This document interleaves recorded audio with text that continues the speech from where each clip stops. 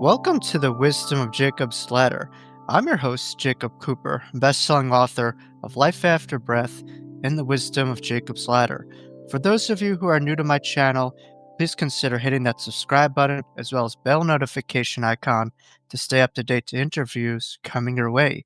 You could also find this interviews and other interviews through audio syndication on mindbodyspirit.fm. You could also find us rather, on the mindbodyspirit.fm app available online. Today's guest is a special return guest, a dear friend of mine, renowned mindfulness expert and teacher and best-selling author. His name is George Mumford. George is going to talk about his incredible story, his impacts on legendary sports figures such as Michael Jordan, Kobe Bryant, and Phil Jackson. And he's going to talk about ways to really generate mindfulness into our lives and to work with some of the pain and uncertainty that many are facing in these days. So without further ado, we bring on renowned and dear and wise friend back to the show, George Mumford. George Mumford, it is my distinct honor to have you here back. The wisdom of Jacob's Ladder. You're a dear friend. I consider you family, and you're a dear friend in the family to our show. And it's such an honor to have you. How have you been, my man? I'm good. I'm good. There things happen, but I'm showing up and showing out and not forgetting who I am and what I'm about. So yes, Jake. So it's kind of funny, man, because I seen you uh, grow and become a man. So we're family for sure, but we go way back. Even though you're not that old, but we go way back. Yeah, for viewers who don't know and didn't hear our episode, um, I I fully believe that our relationship is by a divine appointment. There's no other explanation to it. I believe it was by design that our paths crossed, but I met you, um, out of nowhere. I think I was, like, in ninth grade of high school, and you came over for a Passover meal, Yes. uh, with your partner, and the ironic thing was your partner's sister was someone that I recognized at the table of a show that I saw maybe 2 weeks before when I met you. So Yeah. there were so many synchronicities, and it's like, what's the chances of someone's show that I saw in a random area, then that tied into you guys, and then meeting you, and then our work here today. There's so many strings, and this is a play that we were designed to be a part of, and I feel so blessed, honored, and inspired by who you are and the decades worthy of work that you've done to changing some of the most influential, high powering athletes and minds on the planet. And to me, you're not just someone who's a master at their craft. I consider you a historical figure who is a national treasure in our world. You've transformed the world and integrated mindfulness to such a full degree that, I think everyone has a difference in the world, but there's an undeniable difference that you have made in this world. And at least from my perspective, I know you're a very humble person, and so I consider a lifelong honor just to cross paths with you, bear in mind to know you as a friend or even family. Well, thanks for saying that. It's interesting because I'll take credit for getting out of the way so I could be who I was meant to be, Yeah, yeah, and you're a very that's humble what it man. comes down to. At some level, I feel like, well, okay, so they're honoring me for being myself, but that's the only person I can be anyway. Yeah, But at the same time, it takes something. You gotta have you gotta have this ability. You have to be a spiritual warrior. You have to be able to be relentless. You have to be able to uh, uh, uh, begin with yourself, but not to end with yourself. mhm, In other words, for the highest good. But you got to be selfish to be selfless. mm. I say you're a handsome Yoda to me. You know all the sayings, and for those who don't know you, I don't know if you still do this, but from my understanding, you read about a book a week, and Yes, you yes, really yes. walk the talk. Minimally, but that that doesn't take into account all of the conversations I have, because I think having a conversation like we're having today is it's this idea of continuing to, I call it continuous inquiry of, Mhm. who we are and how we can get beyond this illusion of separateness. And it's through community, it's through seeing self and other. What I like to say is one of the main things is this illusion of separateness, getting beyond that illusion. And Mhm. unfortunately, it takes a crisis for us to do that, whether it's 9/11 or the fires in LA. And it's kind of challenging because I have friends in Canada, and Canada was very instrumental in bringing help down to, to the LA area, to help the support in Sure. California. And then they were not treated very well with getting smacked with a tariff. It's like it's this idea of realizing that it's about the relationships, it's about us coming to each other naturally, because we get beyond this illusion of separateness and really get the experience of I and the other are one. Mm. And Ho so we need you to be know able to do that more often, instead of being in our, as Martin Buber would call it, isolating shells that that we hide from, where we have hideouts, so that divine spark is not accessible because it's encrusted in a shell. Yeah. It's weird times, isn't it, where we feel, at least for me, like we're going backwards to decades or even centuries with a lot of how many are functioning in society, and it seems like what is right is wrong and what is wrong is right. And I think big power players like yourself play such a pivotal role in your instrumental emphasis on mindfulness. For viewers, I'm sure they've heard the word mindfulness before. It's out there in almost every supermarket. How do you feel mindfulness could really be integrated in these weird, chaotic, kind of periods on a personal and collective basis? What's Yeah, the power that mindfulness has at this juncture, would you yeah. say?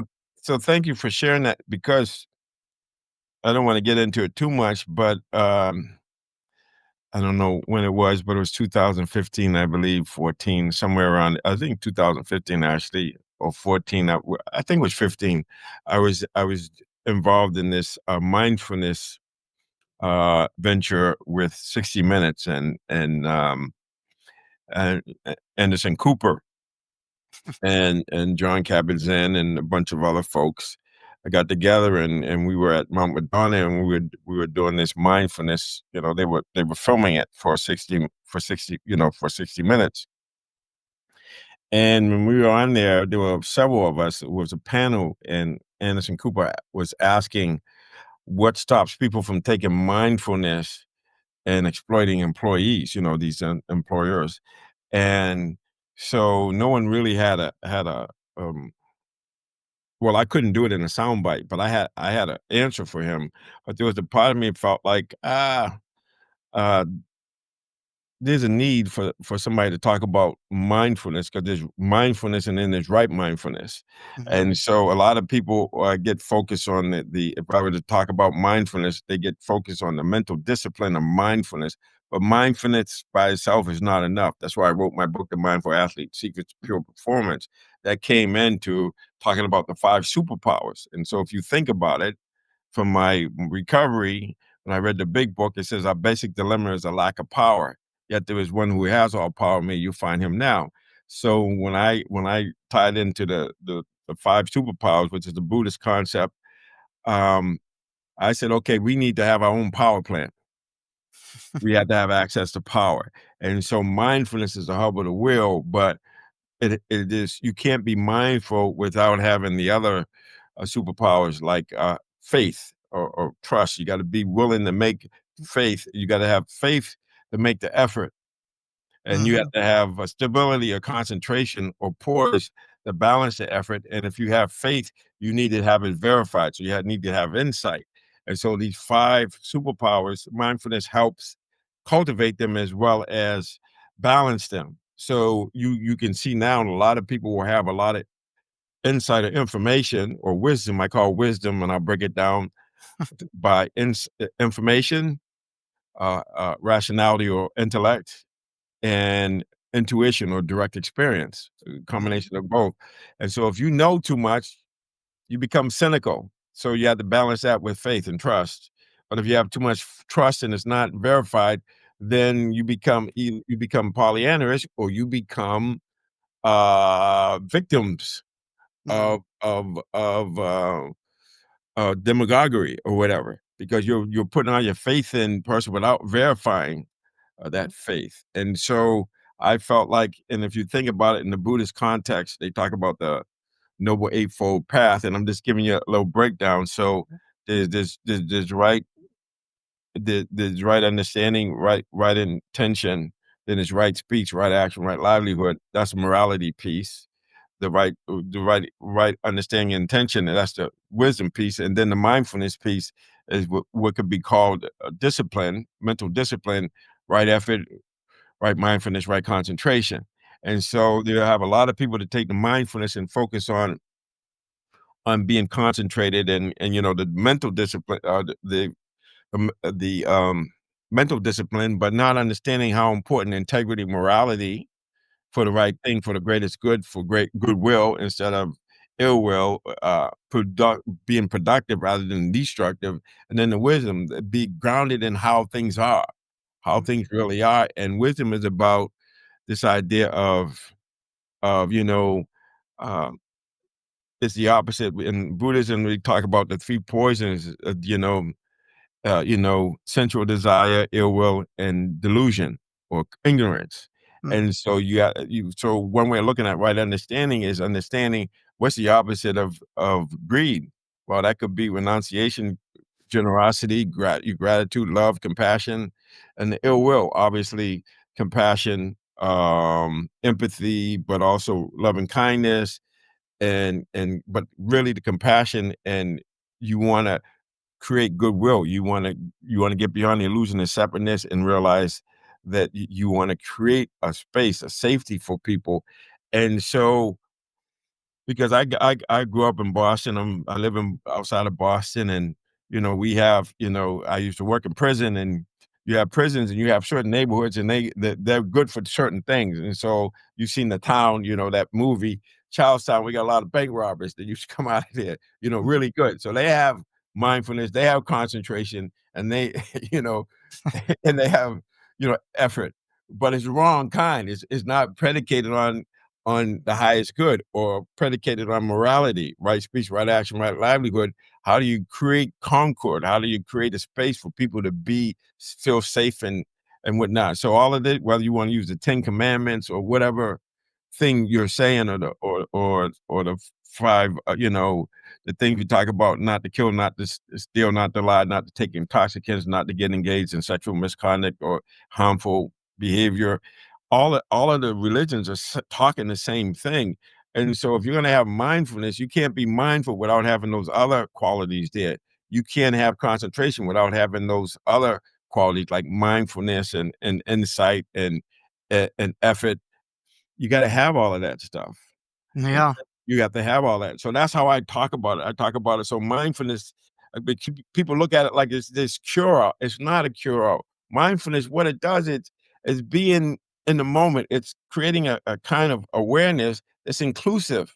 It's like mirror mind. It just reflects things. Mhm. So you're being mindful. You have to be mindful of something. Be mindful of the time. Be mindful of how you're thinking. Be mindful of how you're behaving. So mindfulness is just, that's one of some of the factors that allow you to be in the moment and to see things clearly. But the part of the wisdom piece is understanding where true north is. Mm, And so right now we don't know where true north is. mhm, We are saying, we're going this way, and we think it's true north. And unless you have signposts, you don't know that you're not going true north until you get to the end, and then you realize you're on the West Coast. There's the ocean there. Then even then, you might not say, "Okay, if this is west and north has to be this way." We might say, "No, let's go this way." So when you don't know where you are, that's a problem. It's like, I have my eyes dilated and I can't see clearly, and there's a discomfort with that because I Mm, know when I see clearly, I can behave clearly. I can get the right information, and when I can create that space between stimulus and response, which mindfulness helps us to do with those superpowers I talked about, now in that space, as Viktor Frankl said, you have the freedom and power to choose. But the space could be like a little tiny space, but us being able to be in there and say, "Okay, this is happening to me, but I choose to have an attitude of gratitude. I choose to have a positive mindset." So now you're in the broaden and build or the growth mindset, where when you're at positive, your cognitive functioning is enhanced and you can see things. But if you say, okay, I can't control what happens to me, but I can control how I respond or I react. Reacting is like there's no there's no space, there's no cognitive, there's no intentionality of saying, okay, I need to be present. I need to be kind. I need to be compassionate. I need to understand. I need to let wisdom guide me, not ignorance, not seeing. I want to see. So instead of closing down, we say, okay, do you have the faith to embrace the unknown moment that's unfolding right now? mm. And that's what it means. You have to have the faith. And then when the moment arises, what are you going to do? What's your intention? So knowing your intention, is your intention a right intention or is it wrong intention? Are you making the right effort or the wrong effort? Are you being right mindfulness or wrong mindfulness, right concentration? So right means based on how things are, not how we want them to be. So it takes this ability to embrace, say yes. Once again, Viktor Frankl, say yes to life. I was just reading a little book said the years book. If you embrace things, then you can do something about it. Give you an example. My substance abuse. For a long time, I was in denial. And, when I first got into recovery 40 and a half years ago, we used to have this saying, denial is not a river in Egypt. So, It's a good because one. denial is a big part of it, and so how do we escape personal responsibility or we hide out? Because we do the blame and the denial. We don't say, "I am responsible for how I am responding to this." There's Mhm, no victims here. I can respond and I can figure out how I'm gonna align with my values. I'm gonna align with my purpose, with principles. Principles are universal, timeless, and self-evident. That's important. So if they're self-evident, we can verify them. So we have the faith, but then we can verify, is this true or not? Can I have a direct experience of what George is talking about? I don't want you to believe me, but you gotta suspend disbelief to be open to seeing if this is true, and then go into your own experience and see what's happening. So mindfulness gives us this ability to access power, but also to see clearly hmm, and to be able to see when we make mistakes and we can say, okay, how do I fix it? What do I need to learn and practice so I can do it? And so it's this feedback loop, but it's taking personal responsibility. We have self-awareness and we can self-regulate. And mm, that's what I mean. We can regulate our thoughts, feelings, behaviors, even how we interpret things. So then you get to self-mastery. That's what I teach. Self-awareness, regulation, self-mastery. But then with the self-mastery, now we got to get into the rest of the emotional intelligence, which is social awareness, like I am the other one, and how am I relating to people? Am I creating a space where people can be who they are, or am I creating a space where it's a control and command and control, where I'm treating people as things, not as whole people?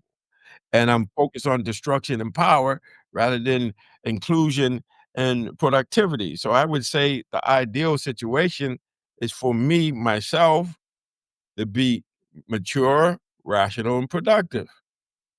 hmm, That's it. So that's what it's about. So if I'm using the mindfulness to not hide out, but to release that divine spark, that we all have this ability. We all are unique. We have this Buddha consciousness, Christ consciousness, divine spark, masterpiece, I call it.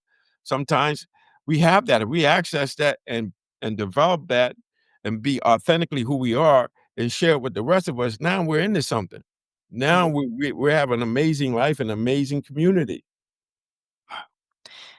I love every single word that you just relayed, uh, because particularly I think a lot of people in their minds, they think they're right, and they're all experiencing that same feeling like they feel like they're doing the best thing. but you have to self-examine what your foundational beliefs are rooted in. And I think beliefs to me aren't a thing, they're everything, and they shape so much of our behaviors. And I think the conceptualization of the right practice of mindfulness that you just instrumented is so pivotal that it's not just about breath work per se. It's not just about self-awareness. There's so many layers to this, and I just hope that people will be able to expand their layers of understanding of this because that could change themselves. And that you know, there's a quote that says, "Yesterday I was smart. I wanted to change the world, and today I was wise. Decided to change myself." And I think you just really highlighted how this Yes. really could take personal responsibility of the change that we seek to make in the world around us. Yeah, and Martin Buber's A Way of Man, he talks about all that stuff. Talks about Yeah. heart searching and, resolution and begin with yourself, not to end with yourself, here where one stands. So we keep thinking we gotta I thought when I first started learning this, I had to go to Tibet and really understand how this thing worked greatly. But what I understood from Martin Buber is here where one stands, the acre of diamonds. It's not in somebody else's backyard. It's right where you are. Mhm. That's where it is. The treasure is here, and it's an inside job. So you can be still and know. And it's interesting because I like to hip hop sometime, and I like to do things. And I'm one of my at home with George a couple of weeks ago. I just downloaded. See, because to me, there's something about when you are in the moment and you have access to there's a wisdom and creativity inside of us in that quiet place. I know Neville Goddard, he would talk about he'd give lectures. Then at the end of the lecture, he says, let's go into the silence. Mm.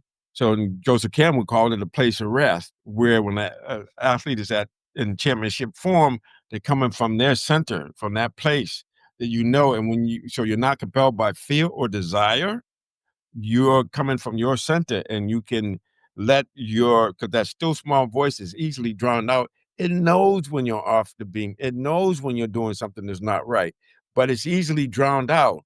So if you think about all the social media and people demagoguing and saying, it's better in the Bahamas, you deserve a break it today, or believe me, I'm the only one that can save you, or whatever, instead of realizing, okay, they can say that, but you got to go inside and then verify, see if it's true. But the reality is that we meet what we mirror. So Mhm. what's out there is a reflection that's in here. So if you don't like what's out there, you don't go out there and fix it. You go in here and Mhm. change. That's the self-regulation. You can choose it. You can make it different. Hmm. And we are wired for success. We're some bad mofos. That's it, but we gotta be willing to do it, and this has been my experience, between substance abuse and chronic pain or whatever else I'm dealing with. Everybody, you get old, you die, you get sick, you die, and even if you're not struggling, one of your family members or community members is Mhm. struggling. So we have to be able to say, "Okay, this is what's happening." I say yes to it, and then I could do something about it. So Mhm. that's what I talk about every week, but I talk about the 4 A's, awareness, which is really challenging. But once I'm aware of my addiction, then the accepting of it, that's a challenge because you might have to go through grief. You might have to go through the 5 stages of grief to be able to do that because it's uncomfortable. And the Mhm. nervous system backs away from the unpleasant. We got to train it to not back away, but to stay in our center and to work with it. Does that Mhm. make sense? And so when you do that, you accept it, then you do the compassionate action, and then you do the assessment. What worked? What didn't work? How do I get what didn't work to work? And how do I keep doing what works? It's Mhm. really that simple, but it's not easy.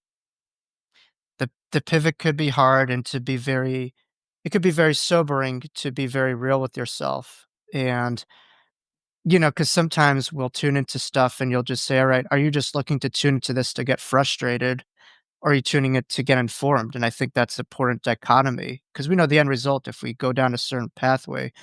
But it's just so funny. Before our conversation, I was tuning in, what should I ask George? And it came to me that my grandfather's Buddha that I have on my in my apartment was something that I found literally in his own backyard. It didn't strike me as someone who is a practicing Buddhist, but it's just a point they just made. And no matter who you are, we all have that inner Buddha nature. You have to tune into it. And I found it right. It was like behind bushes and weeds and everything, and I rescued it and cleaned it off. And found it, put it found a right place to put it into my own place, and I think we all have that, and sometimes there's reeds, there's bushes, there's all this, but within our backyard, each and Well, every one of us, as you just highlighted, has that. yeah, that's like the diamond of acres, you know? You wanna go someplace and you just dig it up, it's right where you are, so it could be diamonds, or it could be a Buddha, but it also could be, our greatness within, and Marianne Williamson talked about we're afraid of our greatness, because here's the challenge, Jake, and we don't talk about it enough, but when you potential, because the existential movement was all about potential and being authentic and all of that. So the thing is, and I think it was Soren Kierkegaard talked about this in 1846. He said, "One side of the coin is freedom, the other side of the coin is anxiety, uncertainty. They Mhm, come together. mhm, So to the degree that you have freedom, to the degree that you can perform at a high level, there's another side to that coin that's unpleasant." And the NLP, neuro linguistic programming, they're the first teachings that talked about when you get your goal, there's a downside to getting your goal. There's it's not gonna be all everybody's gonna it's gonna be some people gonna feel left behind or whatever it is, but you gotta deal with the uncertainty because now you gotta expand how you see yourself because we see ourselves as too much or mm, not enough or too much. And so this idea of being free is not free. And it takes something and you gotta get comfortable being uncomfortable. mhm. And this is it. And it's like I said, what Joseph Campbell talked about, not compelled by desire or fear, but holding your center. And so what I was gonna say before is you hear in the Bible, be still and know. And I'm saying when you're contemplating a problem or something, you can also do this. You can be still until you know. Still until you get the answers coming to you. There's no That's where rush they come to from. It's all inside. That wisdom, that creativity is all inside. Now, sometimes it comes through messengers, but mhm, at the reality is that it's there. And if you just be still and know it and just contemplate, pray for it. But it has a certain context, like praying, but acting as if your prayer is already answered. That's an advanced practice. How do you do that when everything is telling you that you're not going in the right direction? It takes a tremendous amount of faith, tenacity, and the willingness to be uncomfortable because a lot of us want to know before we do things mhm. instead Oh, of realizing, no, you won't know. But if you have the faith and you keep on it and you assume you act as if, you'll get there. Now, fake it till you make it doesn't work because it's not real. But acting as if, that's totally different. hmm, love it.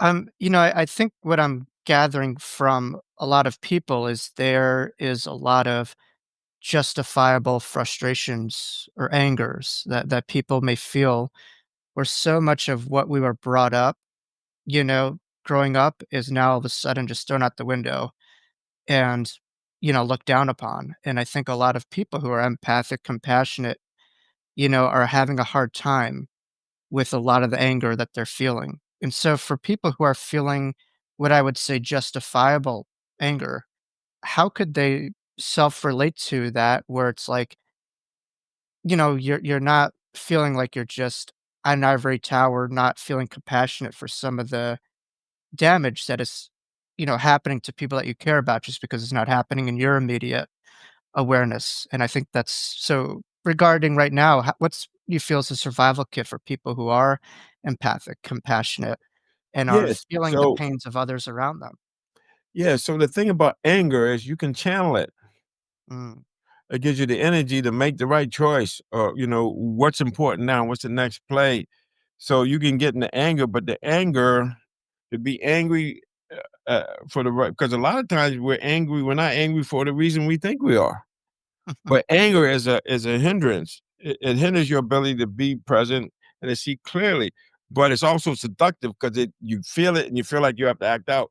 But it's more skillful to channel it and say, how can I use this anger to make a difference, to do things like a martial art, like you channel it. Like I'm angry that I got treated that way. I don't want anybody to be treated that way.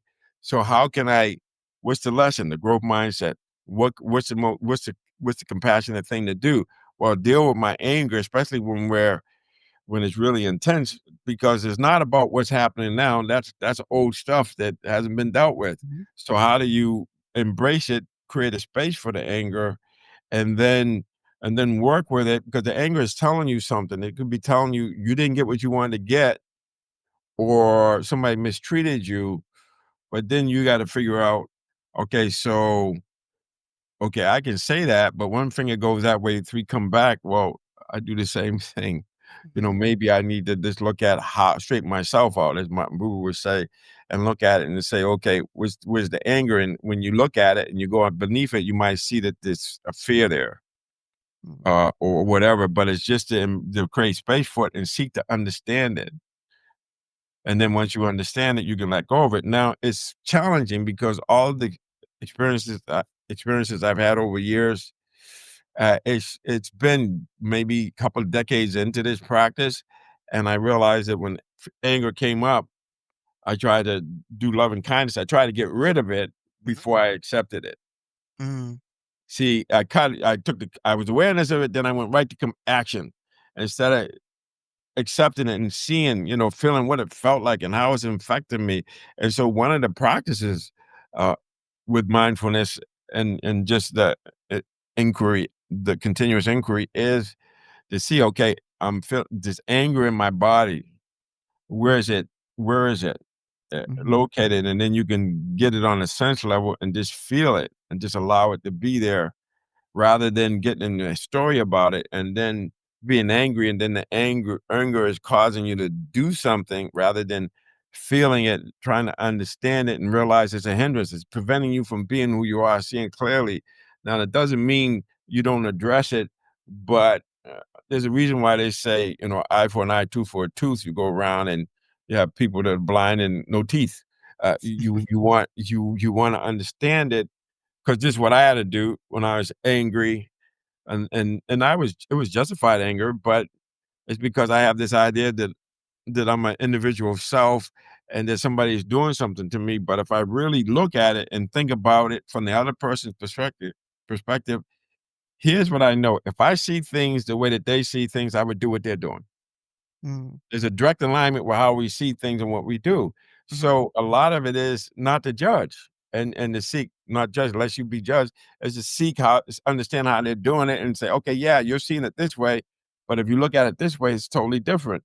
So I can have a bottle or a glass, it's half empty, half full. Both are right. But if I see it as half empty, I'm in survival mode, where the reptilian brain is looking for danger, and 9 out of 10 thoughts are going to be negative, Mm. versus seeing it as half full, or being in abundance and realizing, okay, what's the lesson here? And if I don't learn the lesson, I'm going to keep getting it. So that's a growth mindset that says that we are not fixed.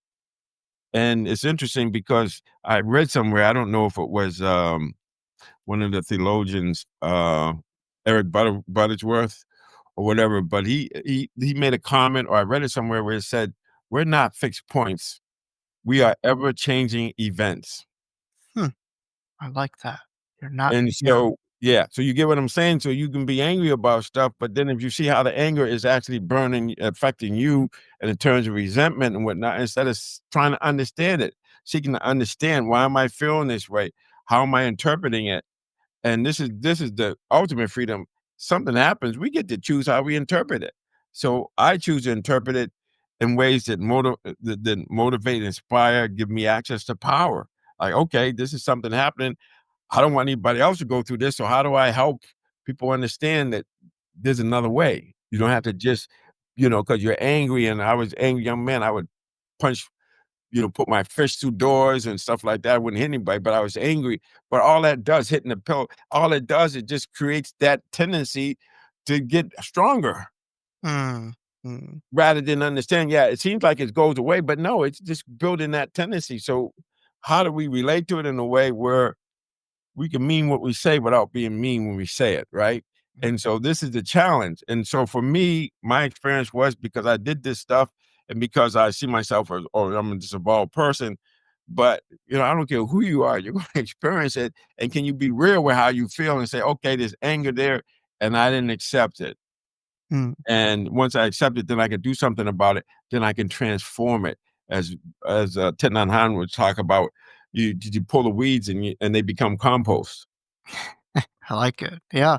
The phoenix out of the ashes, right? Yeah. That's it, that's it. But it's not but you gotta say yes to the anger, that's the challenge, but we don't know how to say yes to the anger because we don't know how to handle it, but this is where the self-regulation comes in, where Mhm. we have ways of doing it, okay? Just noticing the anger and just seeing it as something like when I put it in my wherever it's whether it's anxiety, whatever you're feeling in your chest, you just let it be there and you breathe, and then it'll fade. It'll go up, down, or whatever, but it'll fade, but as long as you're not fanning it with stories about it and thinking about it, but just feeling it on as a bare sensation, it's gonna ebb and flow. It's gonna go away at some point.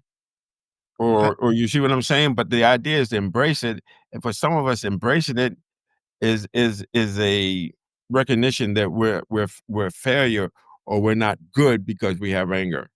yeah. I I just kinda sitting back, and I'm curious to see your thoughts because as someone who works in the mental health field, it seems like a lot of mindfulness is learning how to be your own therapist in a way. Be your own You know, parent. Let's be be your real. own parent. Yeah, Be your own parent yourself.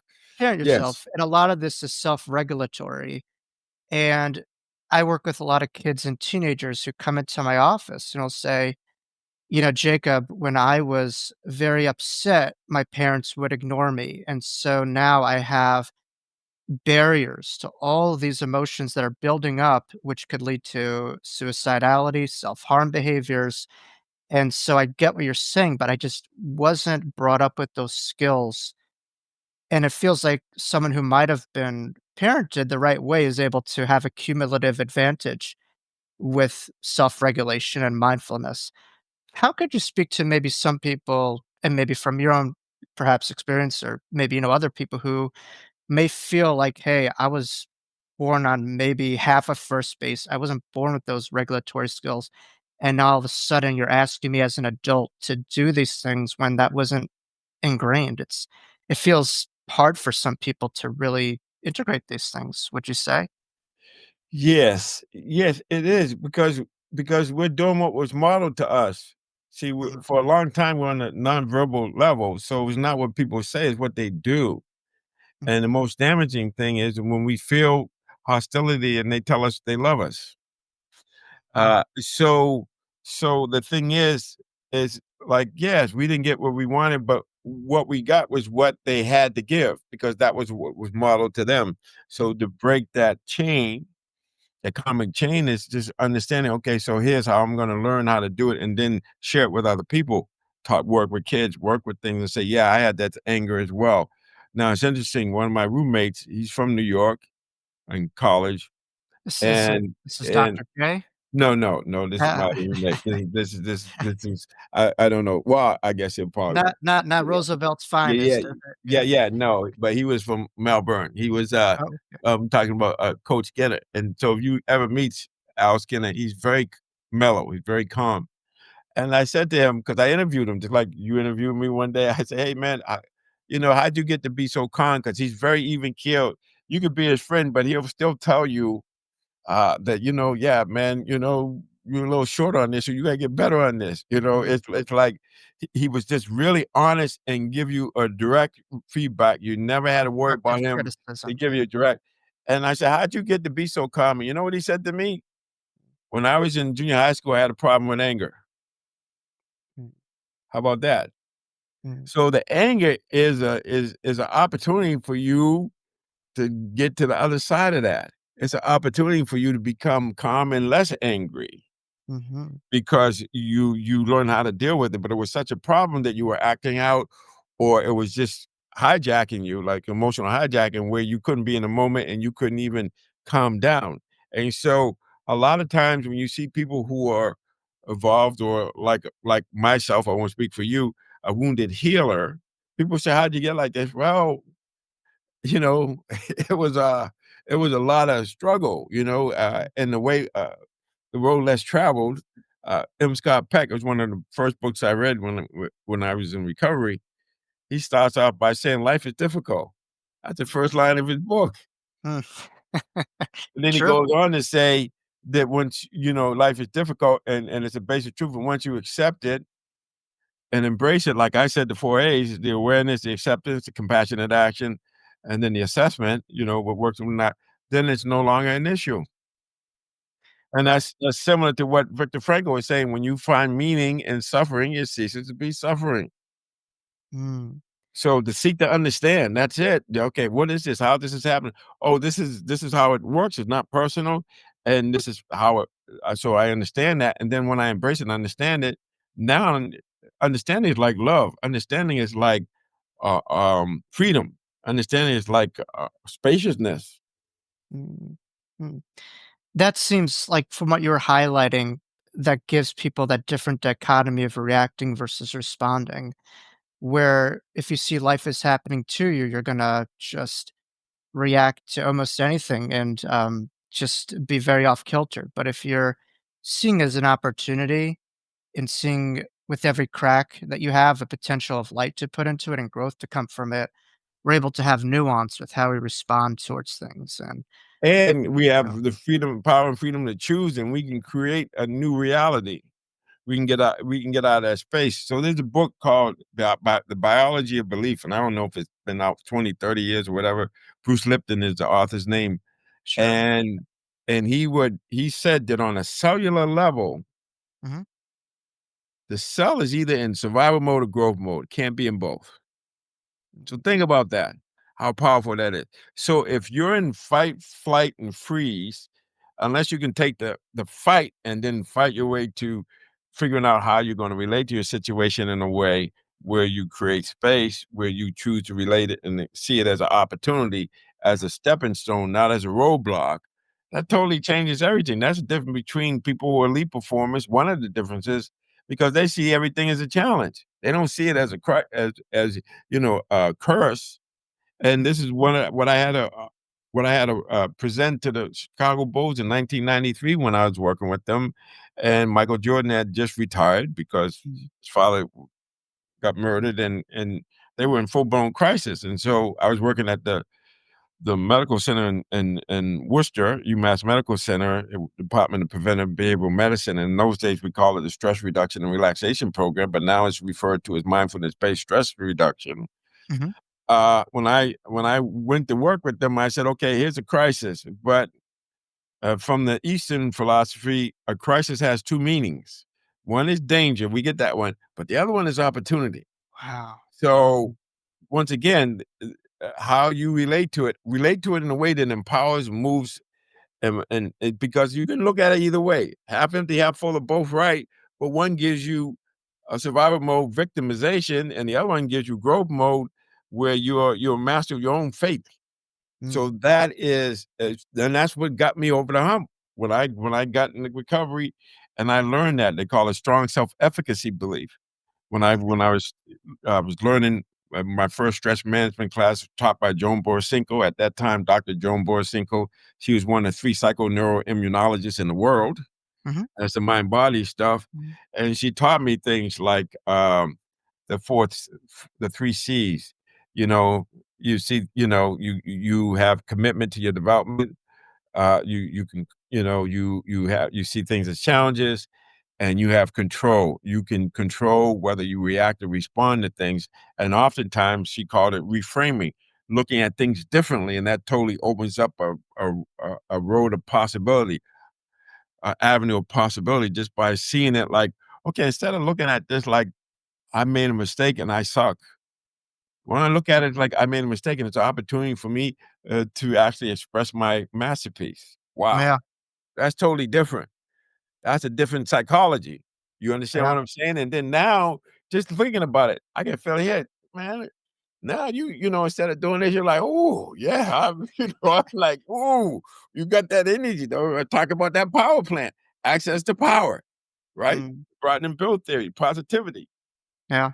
There's a Pivot. whole video of, Kobe talking about that.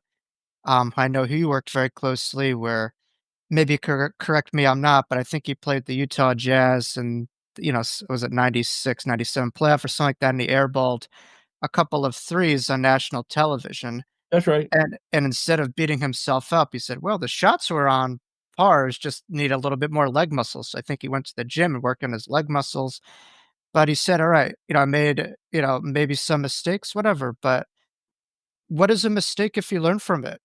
That's called growth, and that's a big, Yes. that's something that I always comes up on my algorithms whenever I'm feeling down on myself. It's like he's like, you would think the ultimate alpha male perfectionistic would know what a mistake is, and for him, it wasn't in his vocabulary. It was only growth in a way, Yeah, well, you know? neuro-linguistic programming, that's one of the frames. It's like there's no such thing as failure, it's just feedback.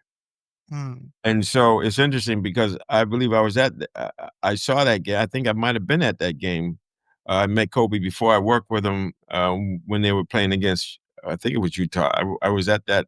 I was there, and, um, and the thing that happened, to tell you the story, what happened was, when they got back to LA, when he got back home, he called the custodian. Now only Kobe would know the custodian's number in the gym, and he called him. I don't know what time it was, and he went to the gym and he shot for 8 hours. Yeah, I mean, So it was like, okay, that's never happened to me before. There's another Kobe story that most people don't know about. I talk about it in my book. So he was playing and he hurt his finger, mm, and it was damaged so much that he couldn't even hold the ball. He totally changed his shot and everything, didn't miss a game, and he still shot at a high percentage. So that's what I mean when they see something, they see it as a challenge, and then it brings their latent abilities out. This with Hans Selye, the guy that talked about the stress of life, and one of his books that I gotten back well, I discovered was Stress Without Stress. And he talks about stress, and he talks about being actively engaged in learning, because stress is about adaptability. About so okay, so something's happening, the general alarm system in your body is saying, okay, it's like a fuse.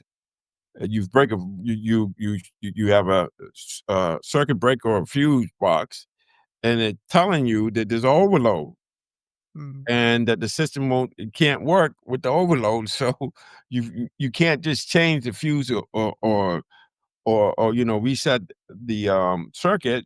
You have to unplug things and figure out where's it coming from, and mm, then kinda go from there. And so when you look at it from that state, but that's a growth mindset. That's a mindset that says that, the mind, people call the brain is malleable or the mind is malleable. You can change it. We have neuroplasticity. You can change it. You can mm, program it. You can create more neural nets. And as a matter mm, of fact, we know this when you do it and you develop procedural memory, when you get Alzheimer's, that doesn't get touched by that disease because it's your program to do that. And in some ways, even people with Alzheimer's, they've done studies like if I had Alzheimer's and you shake my hand and you have one of those little shock things on my on you, and I get a shock when I shake your hand, the next time I see you, I may not remember anything, but I'm not giving you my hand.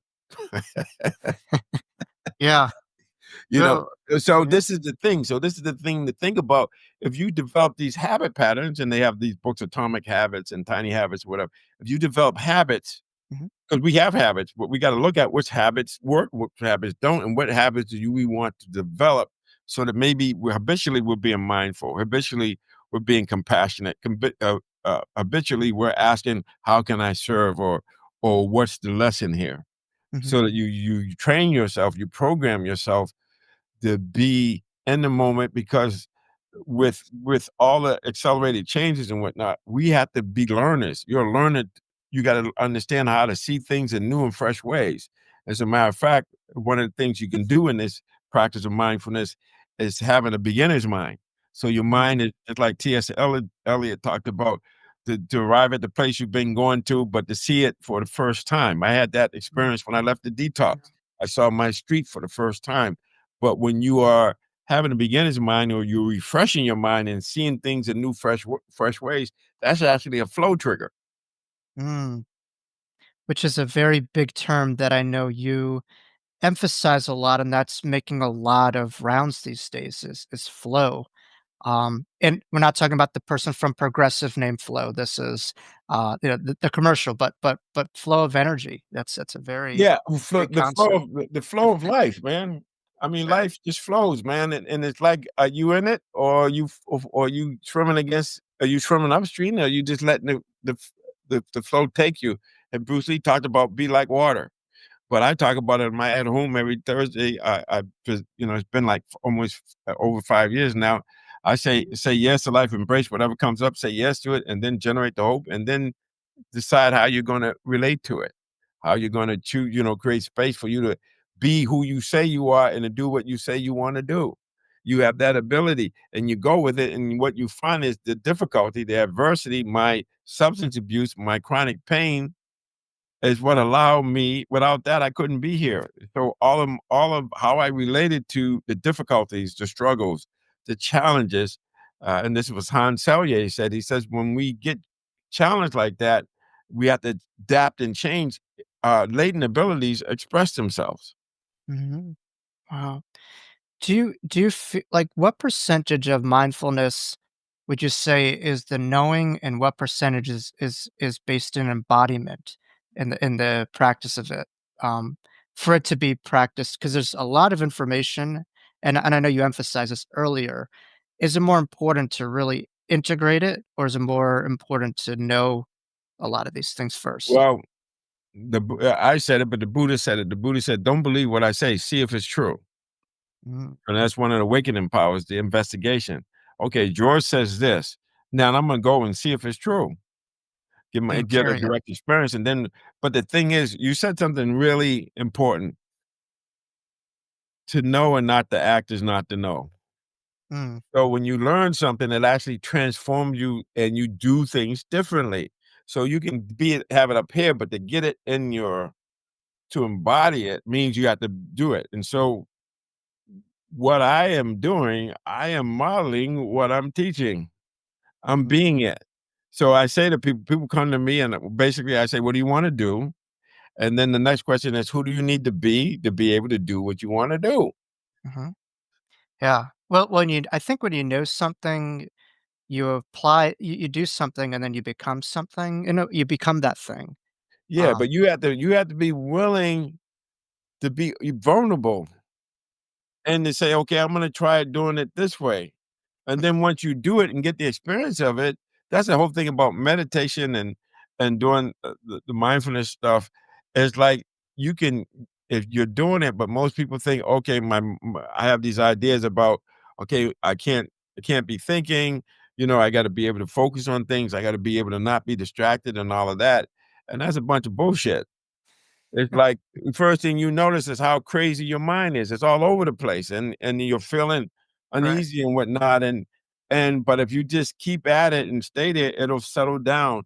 But it's you're not having the insight, the understanding of what it is you're doing. So, yeah, your mind's gonna be all over the place. It's not thinking. You get to a place where you're aware of thoughts without being lost in them. So you have the foreground and you have the background. So how do you create your experience where everything is happening, where you're able to just focus on the moment and be here, and then that it'd be like background music in a restaurant or someplace. It's there, but it's not in the foreground, it's in the background. And so this is the idea, oh, I'm thinking, or my negative self-talk is saying, well, they don't want you here. What are you doing here? You don't have anything to believe. You're never gonna be anything. That voice is being heard and actually believed, rather than saying, "Oh, I'm not trying to hear that. That's like background music. That's a negative committee. Oh, okay. So I don't have to believe that. I don't have to see that." Mm, So you have to get to a place where you can regulate your thoughts, your feelings, behaviors, but you become what you think about all day long. mm, And this is what Emerson said. So if you don't know what you're thinking, you don't know who you are. mm. I'm Yeah, I just think saying some people say garbage in, garbage out, and, like, quality that's of your it. life is quality of Yeah, your thoughts but too. you could have God in and God out. Yeah, that Yeah, I'm too. just saying, or whatever. But Right. this is the thing. So I go back to my original. I think I said this in our last conversation, but the word meditation, if you go to the dictionary, it says to contemplate. And to contemplate means to think about, to look at closely or repeatedly. And so you're meditating from the time you wake up to the time you go to sleep. Now, there's an informal, it's not like where you're sitting and you're being still and silent and observing certain things. But, the philosophers, Dr. Dre and Snoop Dogg, they say, I got my mind on money, money on my mind. That's meditation. Yep. So if you have your mind on something, then that's what's on your mind. If something's on your mind, that's what your mind is focused on. So, but it's on the down low. It's like there's always the guy that wrote the book Untethered. So he talks about the inner roommate. There's always that dialogue, but we're not aware of it. But that dialogue is a reflection of our mind or our attitude. So we have to understand how to self-regulate. And here's the interesting thing, with people with OCD and other things, Mm, and this is what the research says, that it's not the intrusive thoughts that is the problem. It's whether or not people feel like they can see them and control them. So like they say, the birds of worry will come. You can't do anything about it, but you don't let them make a nest in your head. mm. Yeah, I mean, I think people say being informed but not enslaved by every thought. That's not, not But attached then but you can direct it because redirect it. the interesting thing is you can only think about one thing at a time. So if you focus on what you want rather than what you don't want, that's a total different psychology. Is this all a way of having people use their mind rather than the mind using them, would you say? Yes. Mhm.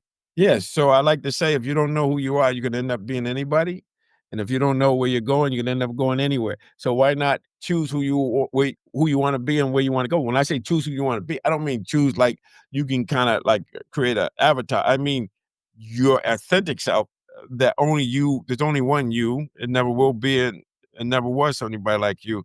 It's an inside job. You gotta know who you are, know thyself. Well, I like to say it this way, you gotta know yourself so you can be yourself, so you Mhm. can express yourself, so you can share yourself. I love it. Know yourself, be yourself, express yourself. All all beautiful words, and I was just listening to that song, "Express Yourself," the other day in the treadmill, Yeah. so all in alignment. Yeah. When you're doing what you're doing, is what you look like you're doing, express yourself. I Yeah, got it yeah, right yeah. too. Yeah, yeah, That yeah, yeah. that is such a tongue twister, but that is so real, man. Like the songs, man, like Cool in the Gang. What you gonna do? Are you gonna get down? You gotta get up to get down. Get off the Yeah, wall. yeah. Get Yeah, get I up mean, on it, back that's in the it. day when music actually had messages and substance to it, Yeah. and meaning, but it was just rooted, you know, in their own way, a lot of these Buddhist teachings, that they just intentionally, unintentionally, they had a Buddha mindset. George, for you, I mean, you've written 2, best-selling books, and they're amazing. My first question is for you, what really Well, look drove who's you t talking. what drove you to Look write who's those talking books? about writing No, books. no, no, no.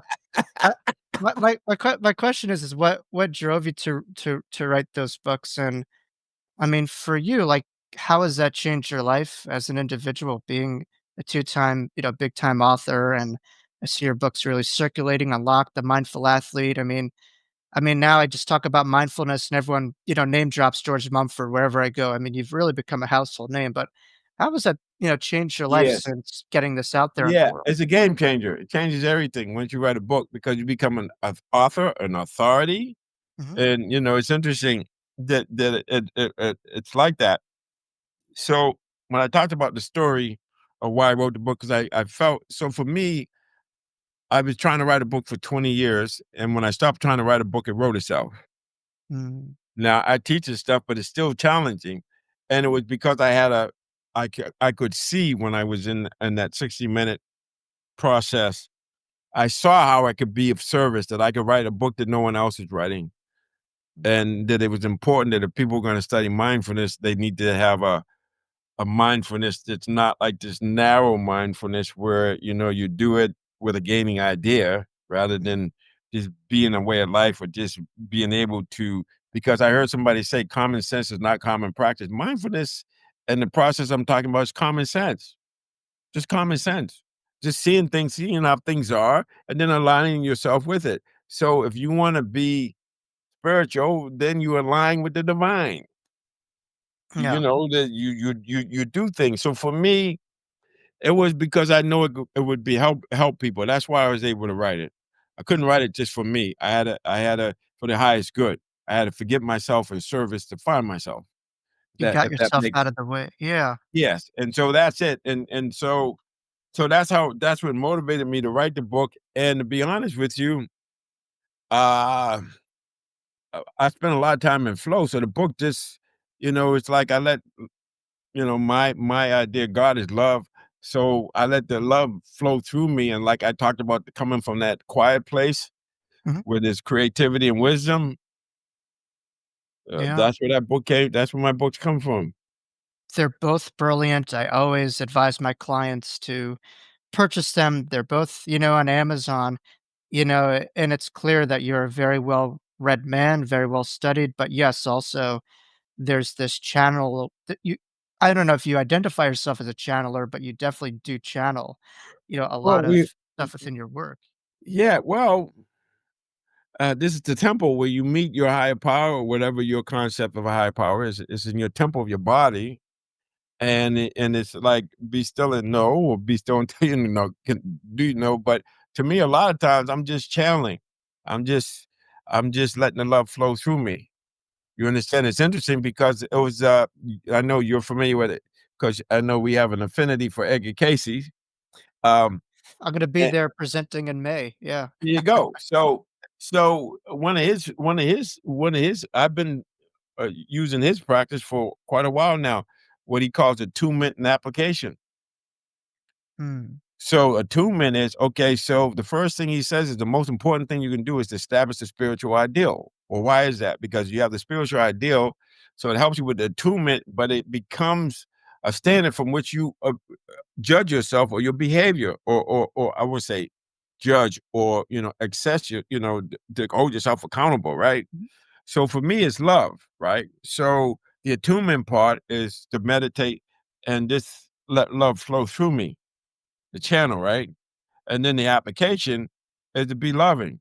So when I'm channeling, and let's just say, I'm just going to be real, let's say Donald Trump or Elon Musk or somebody like that pops into my mind, um, the idea is to see them as, not to hate on them or whatever, but at the minimum be tolerant, but even wish them well, loving kindness, whatever. It's like I have to be loving. Okay. So love is, if you can't love everybody, you can't love anybody.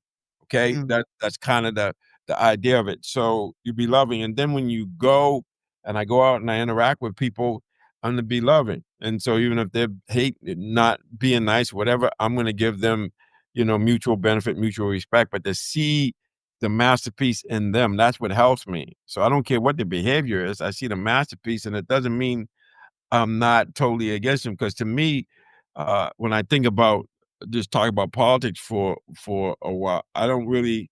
I mean, whoever's in office, I'm going to support them as long as they don't violate the rule of law, or what's the other thing, or the Constitution, then I'll support them. But if they violate either one of those, there's a Houston, we got a problem.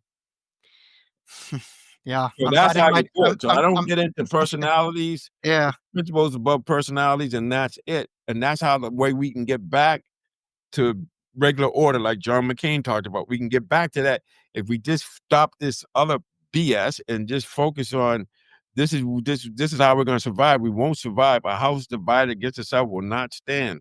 And so we have to figure out how to do that. Once again, that's getting beyond the illusion of separateness and making other people things. They're whole people, body, mind, heart, and soul. So if you can do something and there's no empathy, but what I see is this, and Eric Fromm, because you study, he talks, he calls it frames of orientation and devotion, Mm, right? And so when your frame of orientation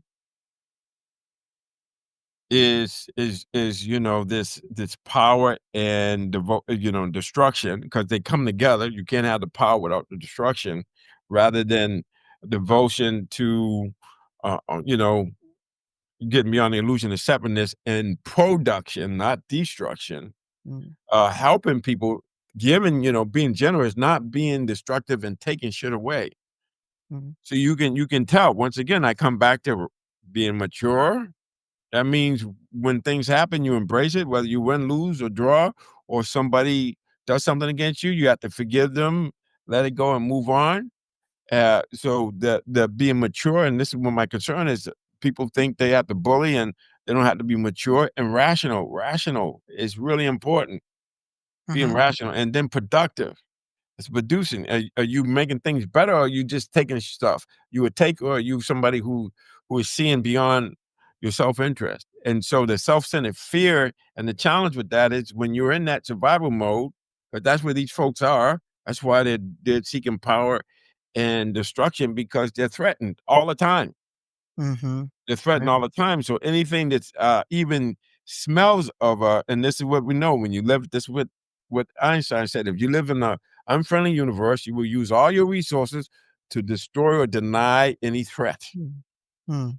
And so I come from it's a lawful universe. So you use your resources to align with how things are, mutual benefit, mutual respect, getting beyond the illusion of separateness. How about bringing generosity and I wouldn't use the word sacrifice, but being generous enough to give up something to help other people instead of hoarding everything. And then let's go with insight. Let's go with true north. This is the way things are. Let's embrace it and then make it work. But if I think I have to steal because or cheat because I can't win fairly, that's a problem. Mhm. Instead of saying, as Martin Luther King said, the content of your character, not the color of your skin or what caste system you belong to. Mhm. Yeah.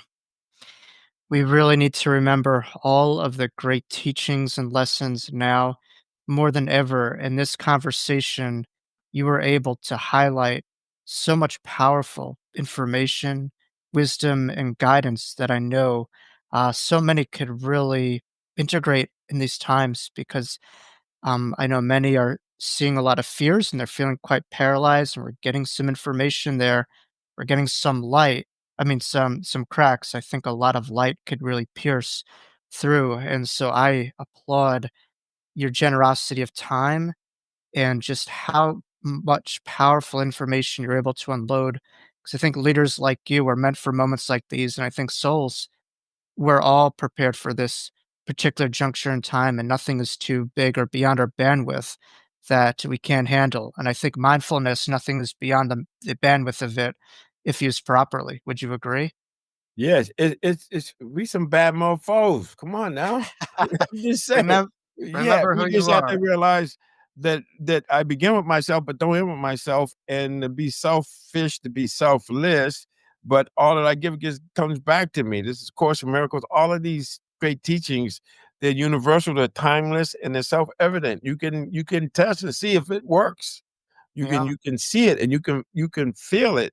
And so it's all of the difficulties, all of my suffering, all of the challenges I've had that allow me to be able to express myself honestly and Yeah. to just say yes. It's like, okay, as Nietzsche would say, he wishes all his friends would have difficulty and adversities because he knows that's what brings the best out of them.